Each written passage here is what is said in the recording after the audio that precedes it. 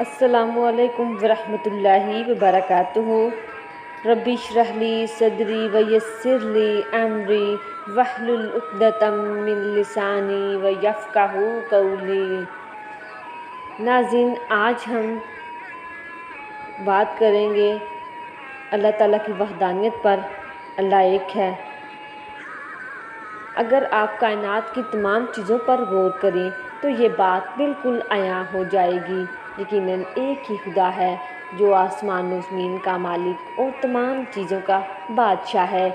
ساری چیزیں اسی کی ملکیت اور قبضہ قدرت میں ہیں۔ کوئی چیز اس کی ذات سے باہر نہیں۔ یہ آفتاب، یہ سورج، یہ چاند، ستارے اور سیارے، جنگل، پہاڑ، یہ بحر بے کراں سمندر، یہ لہلہاتے ہوئے کھیت، یہ گرجتے ہوئے بادل، غرض یہ ساری چیزیں خداوند تعالیٰ کی وحدانیت پر دلالت کرتی ہیں۔ آسمان و زمین کی پیدائش، دن رات کی تبدیلی، کشتیوں کا سمندروں میں تیرنا اور لوگوں کا اس سے فائدہ حاصل کرنا، آسمان سے موسلادھار بارش کا ہونا، اس بارش کے نتیجے میں مردہ زمین کا زندہ ہونا اور غلہ کا پیدا ہونا اور ہواؤں کا چلنا، یقیناً یہ ایسی چیزیں ہیں جن سے خود بخود اللہ تعالیٰ کی وحدانیت کا ثبوت فراہم ہو جاتا ہے۔ ناظرین، اگر کائنات کے نظام پر ہم غور کریں تو اس سے بھی خداوند تعالیٰ مکمل طور پر، واضح طور پر سمجھ آ جائے گی اللہ کی ذات۔ آئیے آپ کو ایک مثال سے اپنی بات سمجھائیں۔ آپ پاکستان کے باشندے ہیں۔ ظاہر ہے اس ملک کا کوئی نہ کوئی وزیر اعظم ہے جس کے اختیار میں پورے پاکستان کی قیادت ہے۔ اگر آپ اس ملک میں 2-4 وزیر اعظم بنا دیں تو آپس میں ان کا متفق رائے ہونا بہت مشکل ہو جائے گا۔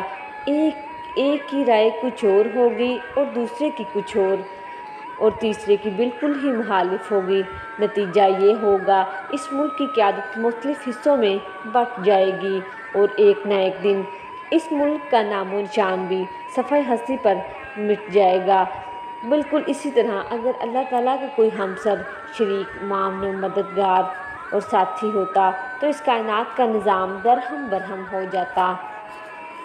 ناظرین، اگر خداوند چاہتا بارش ہو، دوسرا چاہتا دھوپ نکلے اور ایک چاہتا خوب غلہ پیدا ہو، دوسرا چاہتا کہ زیادہ غلہ نہ ہو، کسی بھی چیز میں اتحاد و اتفاق ممکن نہ ہوتا، جس کا نتیجہ یہ ہوتا یہ نظام کائنات نیست و نابود ہو جاتا۔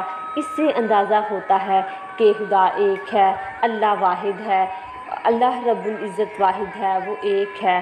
ایک بڑھیا جو دن بھر چرخہ چلایا کرتی تھی، اس سے کسی نے دریافت کیا، بڑی بی، آپ نے خدا کو کیسے پہچانا؟ آپ کے پاس کوئی دلیل ہے؟ اس بڑھیا برجستہ نے جواب دیا، میں نے خدا کی ذات کو اس چرخے کے ذریعے پہچانا۔ انہوں نے پوچھا، وہ کیسے؟ ناظرین، بڑھیا نے کہا، جب میں اس چرخے کو چلاتی رہی ہوں تو یہ چلتا ہے اور جب میں اس چرخے کو چلانا چھوڑ دیتی ہوں تو یہ چرخہ رک جاتا ہے۔ جب اس چرخے کا یہ عالم ہے تو دنیا کا اتنا بڑا چرخہ بغیر کسی چلائے ہوئے کیسے چل سکتا ہے؟ جو ذات کائنات کے اتنے بڑے چرخے کو چلا رہی ہے، اسی ذات کا نام اللہ ہے اور وہ واحد تنہا ہے، اس کا کوئی ہمسر نہیں۔